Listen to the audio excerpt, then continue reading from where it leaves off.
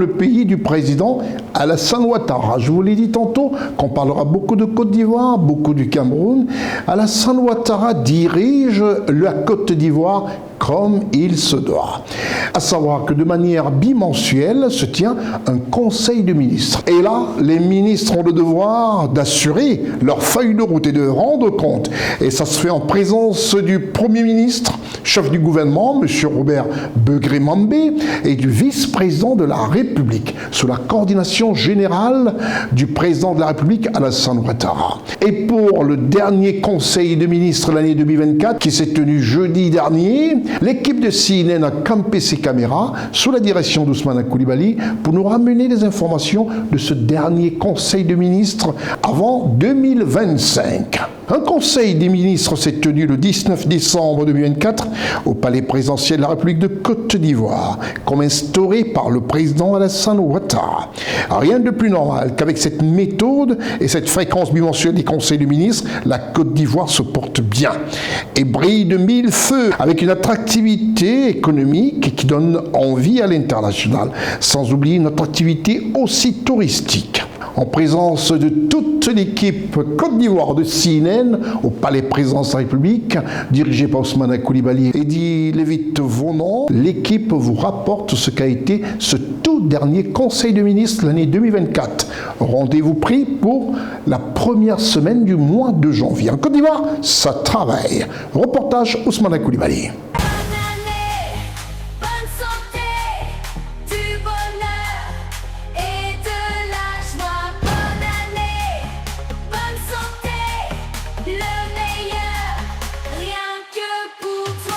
Le jeudi 19 décembre 2024, au palais présidentiel de la République de Côte d'Ivoire, dès 11h, sonne l'arrivée des ministres comme à l'accoutumée pour ce dernier conseil des ministres de l'année 2024, avec la présence de tous les membres du gouvernement. Le Premier ministre, le vice-président de la République et le président de la République, chef de l'État de Côte d'Ivoire, son Excellence Alassane Ouattara.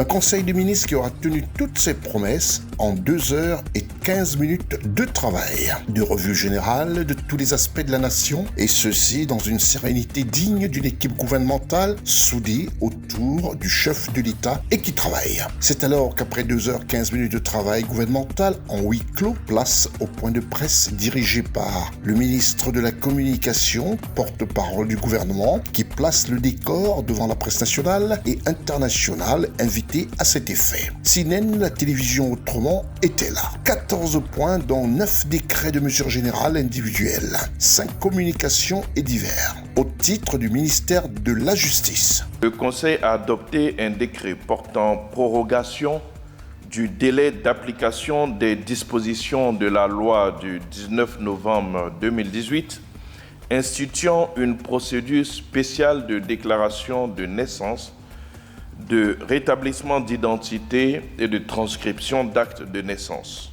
Au titre du ministère de l'Intérieur et de la Sécurité. Le Conseil a adopté un décret portant reconnaissance d'utilité publique de l'association dénommée Bourse de sous-traitance et de partenariat de Côte d'Ivoire, en abrégé BSTPCI. Au titre du ministère des Affaires étrangères, de l'intégration africaine et des Ivoiriens de l'extérieur. Le Conseil a adopté 3 décrets.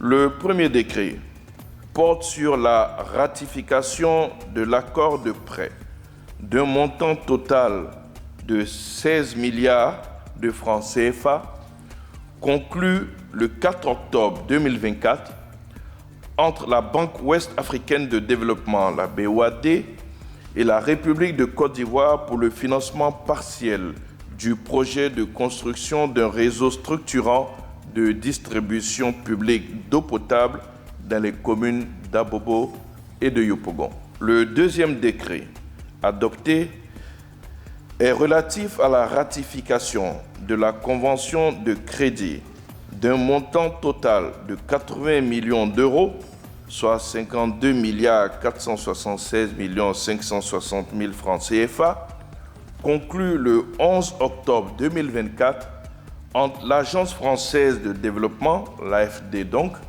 et la République de Côte d'Ivoire pour le financement du projet d'appui à l'opérationnalisation du guichet unique de développement des entreprises, le GUD-PME.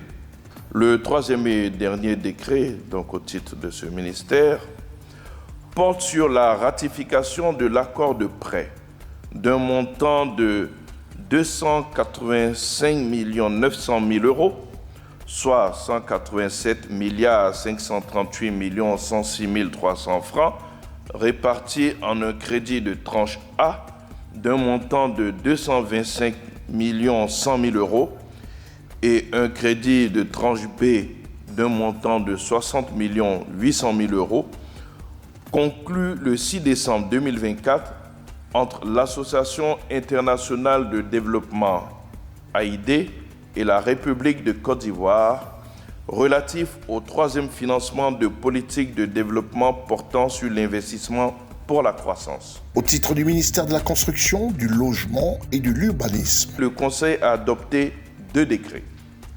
Le premier décret porte sur la tarification des prestations des agences immobilières et des courtiers en immobilier. Le deuxième décret, quant à lui, porte sur la déclaration d'utilité publique du site de 15 hectares pour la construction d'une casse moderne à Ondautré dans la commune d'Abobo. Au titre du ministère du Patrimoine, du portefeuille de l'État et des entreprises publiques en liaison avec les ministères concernés, le Conseil a adopté un décret autorisant la cession de la participation détenue par l'État dans le capital de Versus Bank et la communication y afférente. Au titre du ministère de la Communication en liaison avec les ministères concernés, le Conseil a adopté un décret portant attribution, organisation et fonctionnement d'un établissement public à caractère administratif dénommé Agence ivoirienne de presse, en abrégé AIP. C'est alors qu'il y a aussi eu des mesures individuelles. Au titre du Premier ministre, chef du gouvernement, ministre des Sports et du cadre de vie, le Conseil a adopté une communication relative au compte-rendu des délibérations du comité chargé de l'examen des projets de nomination et des projets d'organigramme des départements ministériels. Au titre du ministère des Affaires étrangères, de l'intégration africaine et des Ivoiriens de l'extérieur, le Conseil a adopté un décret portant nomination de M. Mamadou Aïdara en qualité d'ambassadeur extraordinaire et plénipotentiaire de la République de Côte d'Ivoire près la République de Gambie avec résidence à Dakar. S'agissant des communications, au titre du ministère de la Justice, le Conseil a entendu le compte-rendu de la participation de la Côte d'Ivoire au 4e cycle de l'examen périodique universel, EPU. Au titre du ministère du Patrimoine, du portefeuille de l'État et des entreprises publiques en liaison avec les ministères concernés, le Conseil a adopté une communication relative à la programmation financière des besoins de l'administration en bureau. Au titre du ministère de l'Environnement, du Développement durable et de la Transition écologique en liaison avec les ministères concernés, le Conseil a adopté une communication relative à l'accréditation du Fonds interprofessionnel pour la recherche et le conseil agricole, le FIRCA, au Fonds vert pour le climat, FVC. Au titre du ministère du Commerce et de l'Industrie, le Conseil a adopté une communication relative au rapport d'auto-évaluation de fin de mise en œuvre du plan d'action national 2022-2024 et au plan d'action national 2024-2026 de l'Open Government Partnership, OGP. Au titre du ministère de la Femme, de la Famille et de l'Enfant, en liaison avec les ministères concernés, le Conseil a adopté une communication relative à l'opération spéciale pour le retrait des enfants en situation de rue. Cette opération vise à éradiquer durablement le phénomène des enfants en situation de rue sur l'ensemble du territoire national. Un point de divers. Le Conseil s'est félicité des conclusions du Conseil d'administration du Fonds monétaire international, FMI, qui a eu lieu donc le 11 décembre. Prochain rendez-vous le 6 janvier 2025. Joyeuses fêtes à toutes et à tous.